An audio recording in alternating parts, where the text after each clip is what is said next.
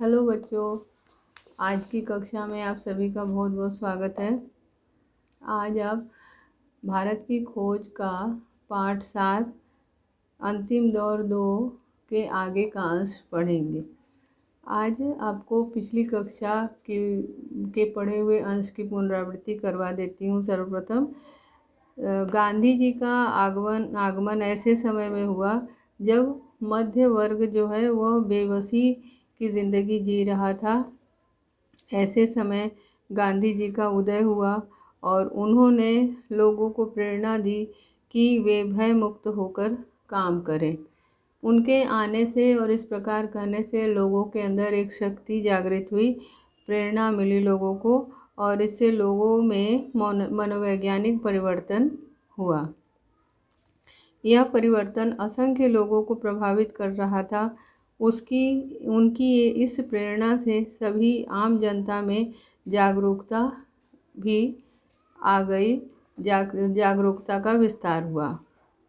अब गांधी जी ने पहली बार कांग्रेस में प्रवेश किया और कांग्रेस में प्रवेश करते ही उन्होंने संविधान में भी परिवर्तन कर दिया।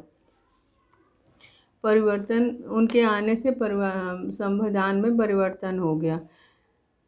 उन्होंने कांग्रेस को लोकतांत्रिक संगठन बनाया और इस संगठन का लक्ष्य और आधार था सक्रियता। इसके परिणाम स्वरूप किसानों ने कांग्रेस में भाग लेना शुरू किया। अब कांग्रेस विशाल किसान संगठन के रूप में दिखाई देने लगा। गांधी जी का सक्रियता का आह्वान दोहरा था: विदेशी शासन को चुनौती देना और उसका मुकाबला करना। अपनी खुद की सामाजिक बुराइयों के विरुद्ध लड़ने में भी सक्रियता थी। गांधी जी ने अंग्रेजी शासन की बुनियादों पर चोट की।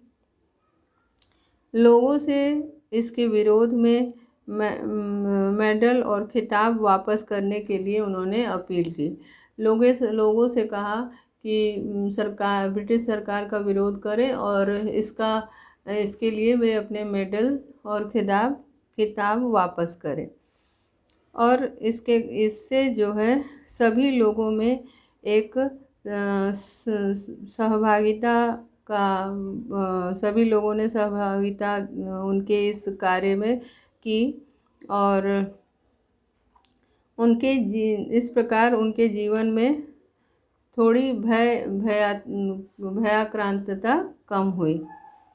और उसके बाद जो है गांधी जी के अनुसार आज़ादी पाने के लिए आम जनता की भागीदारी आवश्यक थी और इस कार्य में उन्होंने आम जनता को प्रेरणा दी और आम जनता ने पूरे मनोयोग से गांधी जी का साथ निभाया।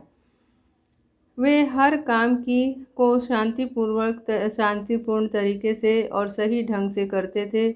उनका मानना था कि भारतीय संस्कृति धर्मनिरपेक्ष है, यह सभी धर्मों का सम्मिश्रण है। गांधी जी सभी की भावनाओं का सम्मान करते थे। वे प्रायः लोगों की इच्छा के सामने झुक जाते थे और कभी-कभी अपने विरुद्ध फैसले स्वीकार कर कभी-कभी उनके विरुद्ध अपने फैसले को वे बदल लेते थे। उनके फैसले को सुनकर सन 1920 तक कांग्रेस में शामिल और आम जनता ने गांधी जी के रास्ते को अपनाकर ब्रिटिश सरकार के खिलाफ संघर्ष किया। पहली बार नए आंदोलन हुए, सविनय अवज्ञा आंदोलन हुआ, असहयोग की नीति अपनाई गई, लेकिन यह अहिंसक आंदोलन था। इस तरह से गांधी जी ने सक्रिय रूप से कांग्रेस में भाग लिया, भागीदारिता की और साथ में उन्होंने नेतृत्व भी किया। अब हम इस आगे के अंश को पढ़ेंगे। यहाँ पे ये कह रहे हैं कि इस संगठन का लक्ष्य और आधार था सक्रियता। जो गांधी जी ने कांग्रेस का नेतृत्व किया उसका, और एक संगठन बनाया जिसमें मजदूर थे और किसान थे। तो उस संगठन का मुख्य लक्ष्य क्या था? सक्रियता, यानी कि सक्रिय रूप से उस कार्य में जुट जाना। ऐसी सक्रियता जिसका आधार शांतिपूर्ण पद्धति थी, और यह सक्रियता आक्रामक नहीं थी। यह सक्रियता जो थी वो शांतिपूर्ण ढंग से की जाने वाली सक्रियता थी। अब तक जो विकल्प थे उसमें या तो केवल बातचीत करना और प्रस्ताव पारित करना था, अथवा हिंसक कार्यवाही थी। अब तक जो भी कार्यवाही की जाती थी उसमें दो तरह के लोग दो तरह की प्रतिक्रियाएं करते थे। या तो शांतिपूर्ण ढंग से मान लेते थे, और या तो वे जो है हिंसक प्रतिक्रिया या कार्रवाई करते थे। इन दोनों तरीकों को एक तरफ हटा दिया, और हिंसा की विशेष रूप से निंदा की गई, क्योंकि वह कांग्रेस की मूल नीति के खिलाफ था। और गांधी जी के आने के बाद इन दोनों को ही हटा दिया गया, और मूल रूप से हिंसा की निंदा की गई, क्योंकि उनका मानना था कि कांग्रेस के नीति के खिलाफ है, हिंसा करना कांग्रेस की नीति के खिलाफ है। अब काम करने का एक नया तरीका निकाला गया जो पूरी तरह से शांतिपूर्ण था। गांधी जी के नेतृत्व में काम करने का एक अलग ही तरीका निकाला गया जो पूरी तरह से शांतिपूर्ण था। माने कोई भी कार्य करना है, अगर विरोध भी करना है तो शांतिपूर्ण ढंग से ही विरोध करना है। उनके आगे सिर झुकाना मंजूर नहीं किया गया। और ये गांधी जी ने कहा कि कोई भी बात हो, यदि वह गलत हो तो उसके आगे सिर झुकाना उचित नहीं है। परिणाम स्वरूप इस प्रक्रिया में होने वाली जो पीड़ा और कष्ट थे उन्हें खुशी से स्वीकार किया गया, और इसके परिणाम स्वरूप जो इस कार्य में होने वाली पीड़ाएं थी, जो बाधाएं थी, उनको लोगों ने खुशी स्वीकार किया। गांधी जी विचित्र प्रकार के शांतिवादी थे। वे गतिशील ऊर्जा से भरे सक्रिय व्यक्ति थे। गांधी जी एक ऐसे व्यक्ति थे जो बड़े ही सक्रिय थे, और साथ साथ उनके अंदर एक ऊर्जा थी। ऊर्जा यानी शक्ति, गतिशील ऊर्जा थी, मतलब ऐसी ऊर्जा जो कि ठप न पड़े, गतिशीलता थी उनकी ऊर्जा में। और इस प्रकार गांधी जी ने लोगों का सक्रियता से उसमें संगठन में भागीदारी की। उन्होंने न कभी भाग्य से हार मानी, न ऐसी बात के सामने सिर झुकाया जिसे वे बुरा समझते थे। वे परिस्थितियों से कभी हार नहीं मानते थे, और न ही गलत को स्वीकार करते थे, उसके सामने सिर झुकाते थे। उनमें मुकाबला करने की भरपूर शक्ति थी, गर्चे वे ऐसा शांति और शिष्ट ढंग से करते थे। उनके अंदर वे कभी गलत बात को स्वीकार नहीं करते थे, परंतु वे किसी भी गलत काम का मुकाबला बड़े ही शक्तिशाली ढंग से करते थे, परंतु वह शक्ति का प्रयोग शांतिपूर्ण ढंग से करते थे और शिष्ट ढंग से करते थे। शिष्ट ढंग से करते थे माने अभद्रता, उसमें कोई अभद्रता या उदंडता नहीं होती थी। यदि वे विरोध भी करते थे तो बड़े ही शिष्ट ढंग से करते थे। ठीक है। सक्रियता का आह्वान दोहरा था। अब उन्होंने जो सक्रियता का आह्वान किया, कांग्रेस समिति का जो कांग्रेस का गठन किया, संगठन एक बनाया, उसमें लोगों की जो सक्रियता उन्होंने मांगी, उस सक्रियता का जो आह्वान किया, मैंने उस कार्य में जो उन्होंने सभी को बुलाया, वह जो है दोहरा था। उसका कार्य जो है, उसका भाव जो है दोहरी उसमें नीति थी। जाहिर है कि विदेशी शासन को चुनौती देने और उनका मुकाबला करने की सक्रियता तो थी ही, अपनी खुद की सामाजिक बुराइयों के विरुद्ध लड़ने की सक्रियता भी थी। इसमें दो तरह की सक्रियता थी। एक तो ब्रिटिश सरकार के खिलाफ उनकी सक्रियता थी, माने उनका जो मुकाबला करना है सक्रिय रूप से, वह एक उनकी मतलब शासन पद्धति को, उनके शासन व्यवस्था को चुनौती देना है, वह एक सक्रियता थी। और दूसरा सामाजिक बुराइयों के विरुद्ध लड़ने की भी सक्रियता थी। तो इस तरह से उनकी जो सक्रियता थी दोहरी थी, दो तरह की थी। एक और वो सरकार का, ब्रिटिश शासन की जो व्यवस्था है उसका विरोध कर रहे थे, दूसरी तरफ गलत चीज़ का के विरुद्ध लड़ने की सक्रियता लोगों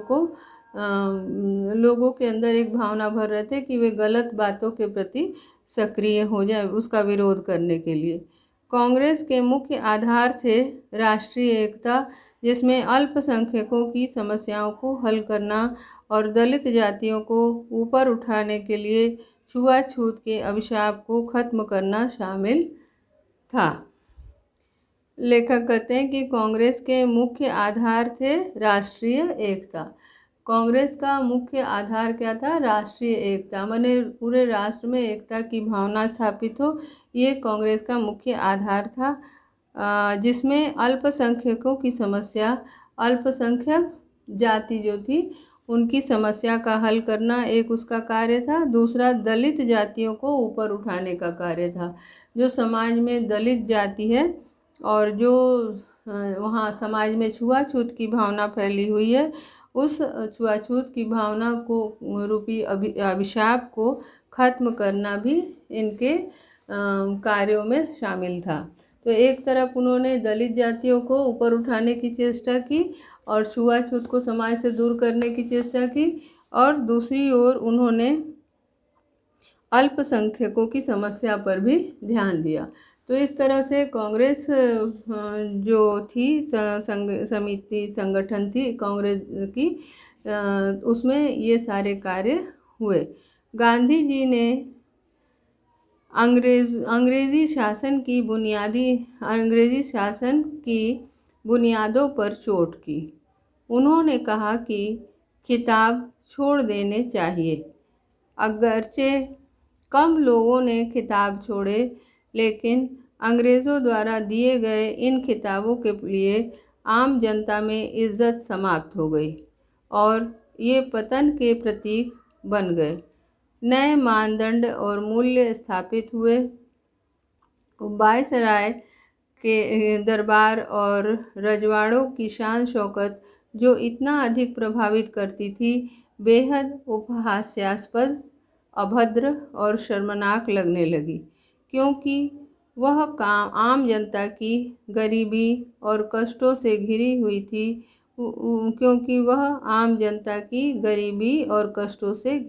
थी। धनी लोगों ने भी कम से कम ऊपरी तौर पर, उनमें से बहुतों ने सादा रहन सहन अपना लिया। वेशभूषा में उनमें और मामूली लोगों में कोई अंतर नहीं रह गया। अब ये कांग्रेस के आने से और कांग्रेस में गांधी जी के नेतृत्व से बहुत परिवर्तन आए। अब ये आगे कहते हैं कि गांधी जी ने अंग्रेजी शासन की बुनियादों पर चोट की। बुनियाद माने नींव या आधार। तो जो उनके बुनियादी आधार थे कांग्रेस शासन के और अंग्रेजी शासन के, उनके बुनियादों पर गांधी जी ने चोट की। माने उनकी जो नीतियाँ थीं, उनकी बुनियादी नीतियाँ थीं, उन पे गांधी जी ने चोट की। उन्होंने कहा कि खिताब छोड़ देने चाहिए। गांधी जी ने लोगों से अपील की कि जो अंग्रेज़ों के द्वारा दिए गए पदक हैं, खिताब यानी पदवी, जो पदक दिए गए हैं, जो पदवियाँ दी गई हैं, उनको हमें छोड़ देना चाहिए। यदि हम ब्रिटिश शासन का विरोध करें तो हमको उनके द्वारा दी गई पदवियाँ छोड़ देनी चाहिए। गर्चे कम लोगों ने खिताब छोड़े, जबकि कम लोगों ने ही ये खिताब यानी पदवियाँ छोड़ी, लेकिन अंग्रेज़ों द्वारा दिए गए इन खिताबों के लिए आम जनता में इज्जत समाप्त हो गई। लेकिन ये जो खिताब छोड़ने वाली बात है, इसको कम ही लोगों ने छोड़ा, परंतु इसका एक प्रभाव ये हुआ, इससे फ़ायदा ये हुआ कि जो लोगों के अंदर इन खिताबों के प्रति सम्मान की भावना थी, वह भावना कम हो गई। लोग उसकी इज्जत करना कम कर दिए और ये पतन के प्रतीक बन गए। और इस प्रकार जो अंग्रेज़ों द्वारा दिए गए खिताब थे वे जो है पतन के प्रतीक बन गए, माने लोग उनको पसंद करना कम कर दिए। नए मापदंड और मूल्य स्थापित हो गए। समाज में नए मानदंड स्थापित हुए, नए मूल्य स्थापित हुए। वायसराय के दरबार और रजवाड़ों की शान शौकत जो इतना अधिक प्रभावित करती थी, बेहद उपहास्यास्पद, अभद्र और शर्मनाक लगने लगी। कह रहे हैं कि जो वायसराय की शान शौकत थी, जो राजा रजवाड़ों की जो शान शौकत थी, वो ऐसे में कैसी लगने लगी, बड़ी उपहास्यास्पद माने मजाक उड़ाने लायक। उसकी लोग मजाक उड़ाते थे, माने उसमें जो उसकी जो रईसी थी, शान शौकत थी, उसकी लोग हंसी उड़ाने लगे। और बड़ी अभद्र रही, अशिष्ट, अभद्र यानी कि अशिष्ट। तो जो उनकी शान शौकत थी वे बड़ी ही अशिष्ट लगने लगी, शर्मनाक लगने लगी लोगों को, क्योंकि वह आम जनता की गरीबी और कष्टों से घिरी हुई थी। क्योंकि ऐसा इसलिए क्योंकि वह जो थी वह आम जनता की गरीबी से और कष्टों से घिरी हुई थी। माने एक वर्ग गरीबी में जीवन बसर कर रहा था और एक वर्ग जो है शान शौकत में जीवन बिता रहा था। ऐसे में इन शान शौकत में रहने वाले लोगों ने हंसी उड़ाना शुरू कर दी। धनी लोगों ने भी कम से कम ऊपरी तौर पर उनमें से बहुतों ने सादा रहन सहन अपना लिया। अब उसका प्रभाव यह पड़ा कि जो धनी लोग हुआ करते थे उस समय, उन्होंने भी सादा सीधा जीवन अपना लिया। उनका रहन सहन सादा हो गया, क्योंकि कम से कम दिखावे के ही लिए सही, परंतु उन्होंने अपना रहन सहन बदल लिया, अपने तौर तरीके बदल लिए, क्योंकि लोगों की नज़र उनकी तरफ, लोग जो है उन्हें नीची नज़र से देखने लगे थे। वेशभूषा में उनमें और मामूली लोगों में कोई अंतर नहीं रहा और उसके परिणाम स्वरूप ऐसा हुआ कि उनके वेशभूषा में, उनके रहन सहन में, उनके पहनावे में और आम जनता, जो मामूली जनता है, उनके पहनावे रहन सहन में अब परिवर्तन नहीं रह गया। यानी कि उन्होंने बाहरी दिखावे के रूप में ही अपने तौर तरीकों को बदल लिया, अपने रहन सहन को बदल लिया, अपने पहनावे को बदल लिया।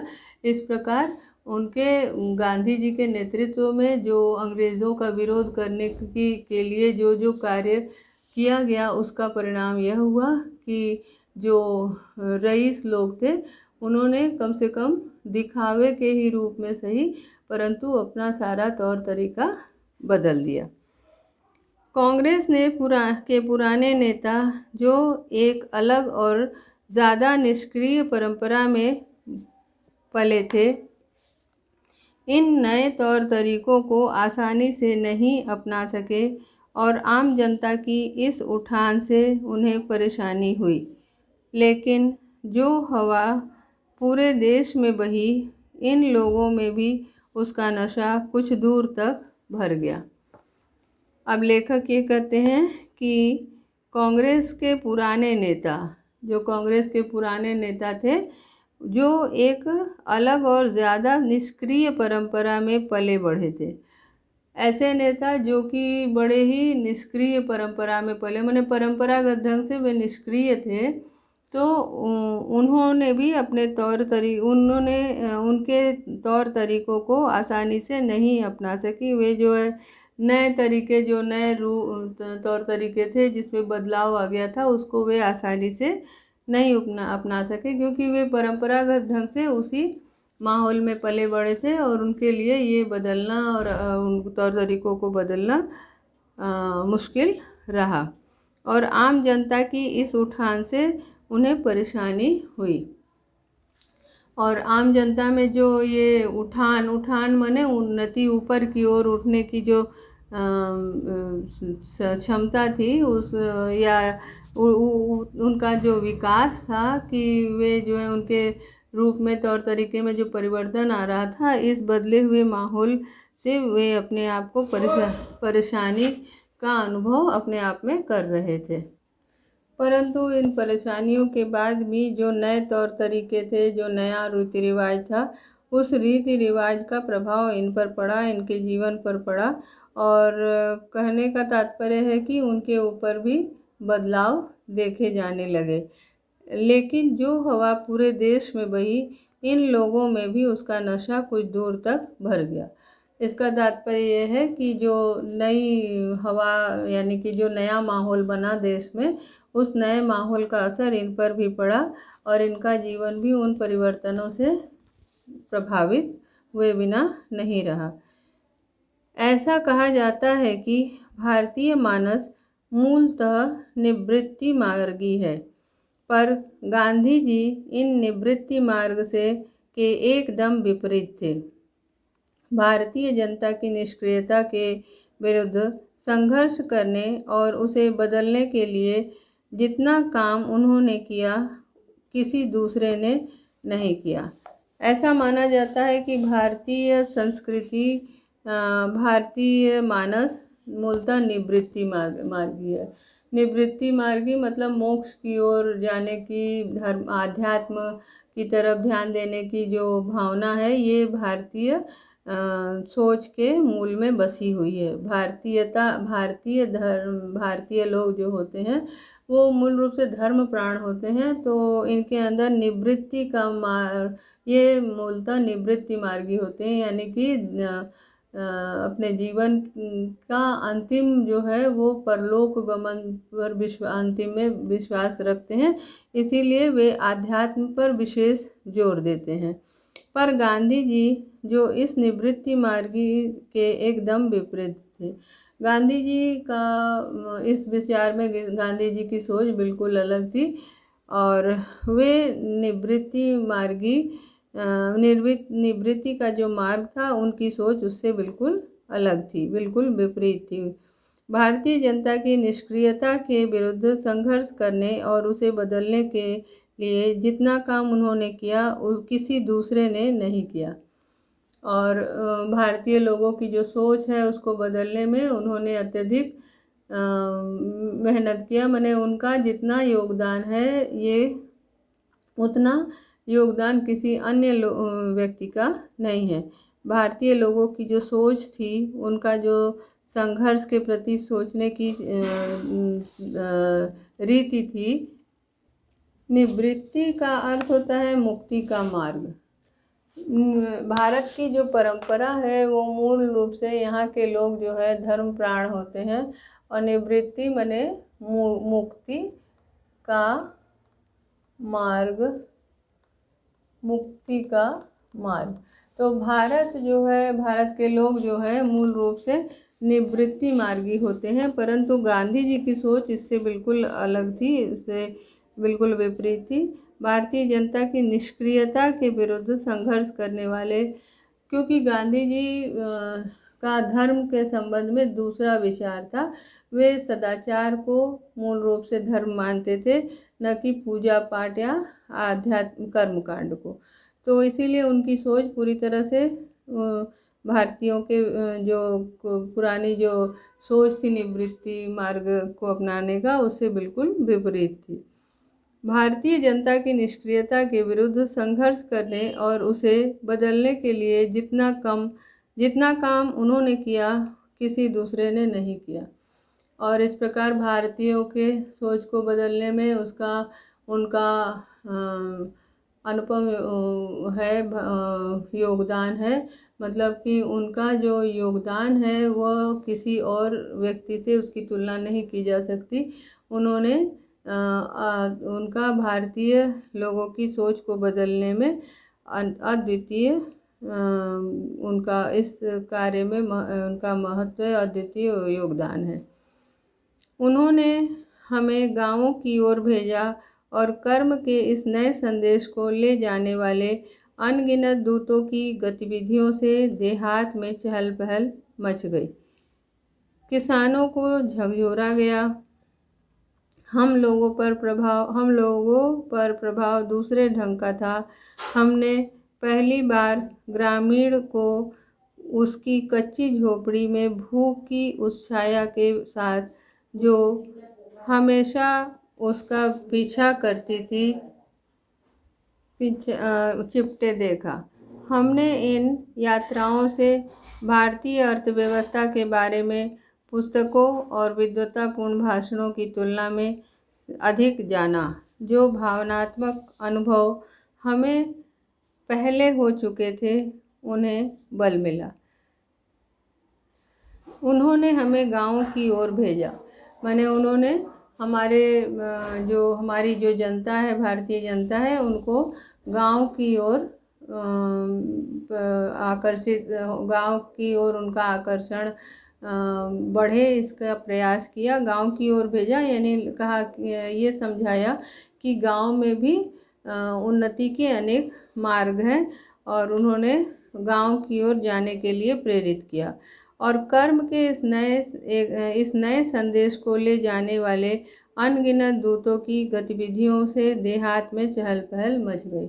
और जो कर्म का संदेश देने वाले ये जो नए नए दूत थे, माने उनका संदेश पहुंचाने वाले, जो गांव को आगे बढ़ाने वाले जो लोग थे, उनसे जो है गांव में भी एक चहल पहल मच गई। गांव में भी एक गतिशीलता आ गई, किसानों को झकझोरा गया, और इस प्रकार किसानों में भी एक गतिशीलता पैदा की गई, उनको झकझोरा गया, यानी उनको उनके अंदर भी उन सक्रियता का प्रसार किया गया। हम लोगों में प्रभाव दूसरे ढंग का था। हम लोगों पर प्रभाव दूसरे ढंग का था। हमने पहली बार ग्रामीण को उनकी कच्ची झोपड़ी में भूख की उस छाया के साथ जो हमेशा उनका पीछा करती थी चिपटे देखा। और हम लोगों ने, लेखक कहते हैं कि जो हम लोगों ने जब गांव की ओर कदम रखा तो गांव की वास्तविकता को हमने देखा अपनी आंखों से, कि उन्होंने, मतलब कह रहे हैं कि गांव के लोग जो कच्ची झोपड़ी में रहते थे और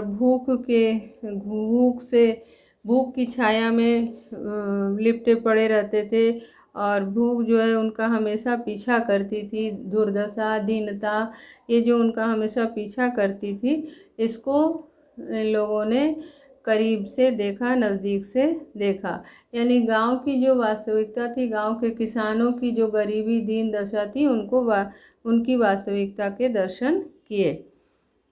हमने इन यात्राओं से भारतीय अर्थव्यवस्था के बारे में पुस्तक और विद्वतापूर्ण भाषण की तुलना में अधिक जाना। और जब नज़दीक से उन्होंने गांव की दीन स्थिति को देखा, दीनता को देखा, तो जो भाषण या जो पुस्तकों में बड़े बड़े लेख लिखे रहते हैं, उनसे कहीं ज़्यादा उन्होंने नज़दीक जाकर उनकी दशा को जाना, देखा, परखा, समझा, और उसको मतलब नज़दीक से देखने के कारण उनको उसके अंदर तक, तह तक जाने का प्रयास किया। अब ये बताते हैं कि हमने इन यात्राओं से भारतीय जो अर्थव्यवस्था है और उन अर्थव्यवस्था में के बारे में जो पुस्तकों में बातें लिखी गई हैं, या विद्वानों ने जो कथन कहे हैं, जो उनके विचारों को कहा है, भाषण दिया है, उनसे कहीं अधिक उन्होंने नज़दीक जाकर जाना उन लोगों की दशा के बारे में। जो भावनात्मक अनुभव हमें पहले हो चुके थे उन्हें बल मिला।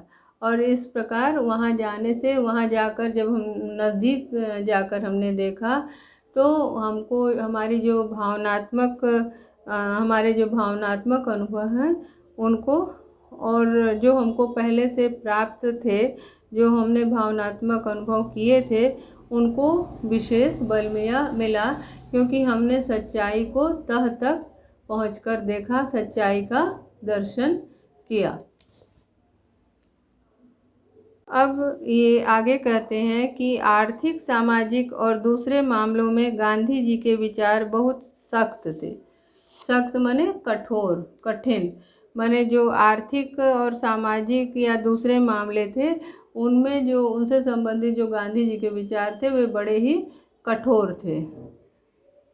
उन्होंने इन सबको कांग्रेस पर लादने की कोशिश नहीं की, और जो आर्थिक या सामाजिक या दूसरे मामले थे उनके संबंध में जो उनके विचार थे उसको उन्होंने ज़बरदस्ती कांग्रेस पर लादने की कोशिश नहीं की। उन्होंने इसमें से कुछ विचारों को उन्होंने कांग्रेस में बैठाने की कोशिश की। उनके अपने इन विचारों को, सोचों को ज़बरदस्ती उन्होंने लादने की कोशिश नहीं की, बल्कि उनमें से कुछ विचारों को उन्होंने कांग्रेस में समाहित करने की कोशिश अवश्य की। वे सावधानी से आगे बढ़े क्योंकि वे जनता को अपने साथ ले चलना चाहते थे और इस कार्य में वे सावधानी से आगे बढ़े। अब हम क्योंकि वे जनता को साथ लेकर चलना चाहते थे। अब आज इतना ही, शेष अगली कक्षा में। धन्यवाद।